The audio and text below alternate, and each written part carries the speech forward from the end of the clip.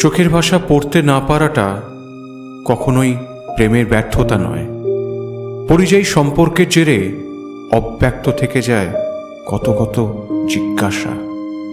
বিশ্বাস হারিয়ে যায় অবিশ্বাসের গভীরে, কিন্তু ক্লান্ত মনের স্মৃতির পাতায় রয়ে যায় প্রেমের জীবাশ্ম।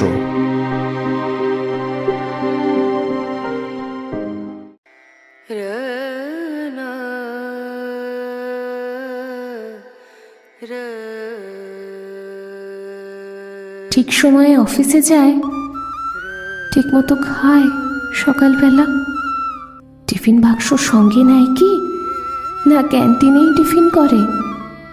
জামা কাপড় কে কেচে দেয়? চা করে কে? আগের মতো দুর্গার মা কটায় আসে? আমায় ভোরে উঠতে হতো। সেই শার্টটা পরে এখন ক্যাটকেটে সেই নীল রংটা। নিজের তো সব ওই পছন্দ। আমি অলিভ দিয়েছিলাম। কোন রাস্তায় বাড়ি ফেরে? দোকান ঘরের বাঁ পাশ দিয়ে। শিব মন্দির জানলা থেকে দেখতে পেতাম। রিক্সা থামলো। অফিস থেকে বাড়ি আসে নাকি সোজা আড্ডাতে যায়?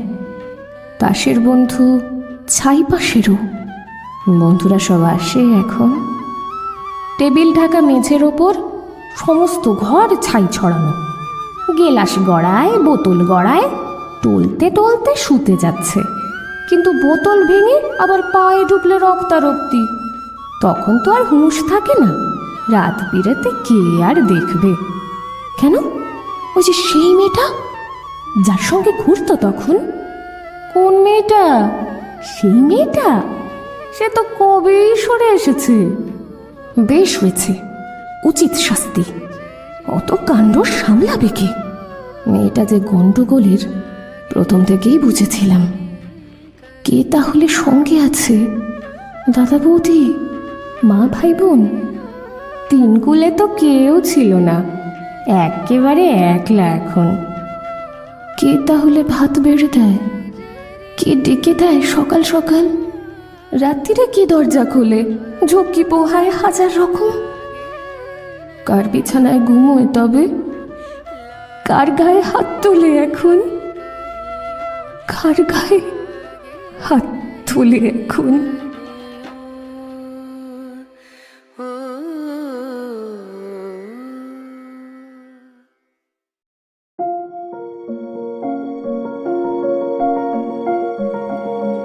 অফিস যাওয়ার অভ্যেসটা বদলে গেছে করোনাকালে, তাই টিফিন নেবার ঝক্কিটা আজ আর নেই। সকাল থেকে সন্ধে, সন্ধে থেকে রাত আমার কাটে বাড়ির বেড়া জালে। জামা কাপড় কাচার ব্যাপারটা আমি নিজেই করি দায়সারাভাবে। রান্নাঘরটার আজ বারোয়ারি ক্যান্টিনের মতন হাল। দুর্গার মা আমাকে হয়তো কিছুটা বোঝে, কিন্তু আমাকে বুঝতে দেয় না। তাই আজও ছেড়ে যায়নি। প্রতিদিন ঠিক সময় আসে, সব সামলায় আগের মতোই, কিন্তু আগের মতন আর কথা বলে না। রামধনুর ওই 7 রং আজ কেন জানি না আমার চোখের ক্যানভাসে আর ধরা দেয় না। এমনকি সেই প্রিয় নীল রংটা আজ কেমন বদলে গেছে অলিভ তুলির ছোঁয়ায়। দোকান ঘর, শিব মন্দির, আড্ডার ঠেক সব আগের মতোই আছে, শুধু জানলা থেকে দেখার অপেক্ষারত ওই চোখ দুটো আজ আর নেই। জীবন যা তাসের ঘর, বন্ধুরা তো তার জীবনে হবেই দূর দূরান্তর। বোতল ভাঙার ঝক্কিটা বা রক্তারক্তির বাড়াবাড়ি ব্যাপারটা তাই আজ আর নেই। তবে সিগারেটটা কেন জানি না ছাড়তে পারিনি আজও। কারণটা হয়তো এই যে সবাই ছেড়ে গেলেও ও তো আজও আমায় ছাড়েনি। তাই তো নিজেই থাকি মগ্ন স্রোতে, হুঁশের পরোয়ানা রাখি অনেক দূরে। জীবনে কেন জানি না নিজেকে সামলাতে আমি পারিনি কোনো দিনই। হয়তো তাই আমি ধরে রাখতে পারিনি আমার জীবনকে, আমার ভালোবাসাকে। অভিমানে, অনুযোগে, নিঃশব্দে সে সরে গেছে আমার থেকে অনেক অনেক দূরে। দিনকুলে আজ কেবল অশরীরী স্মৃতি বয়ে বেড়ায় তার আজন্ম ঋণ নিয়ে। শাস্তির ওপর শাস্তি নামে কুয়াশা ভর করে আদিম নদী, ফাঁদ বেড়ে দেয় নিভন্ত এই চুল্লি। একা খাবার অভ্যেসটা আজ করে নিয়েছি রক্ত, কিন্তু অসুস্থতায় কেন জানি না আজ নিজেকে খুব অসহায় বোধ হয়। আসক্তি আর প্রেম আজ যেন সব মিলেমিশে একাকার হয়ে গেছে। স্মৃতির খামে বয়ে যায় স্নেহের কালি, হৃদয়ের দরজায় আজ মস্ত বড় তালা। মনের চাবি জমা আছে ঝিলের ওই জলে, তার খোঁজ আমি নিজেও আর রাখি না। বিছানায় খেলে একাকী রাত, গায়ে হাত রাখে প্রেমের তীব্র সখ্যতা। একাকিত্ব আমার প্রেয়সী আজ, তাই ওর সাথে সখ্যতাটা হয়তো আমার বিশেষ প্রয়োজন।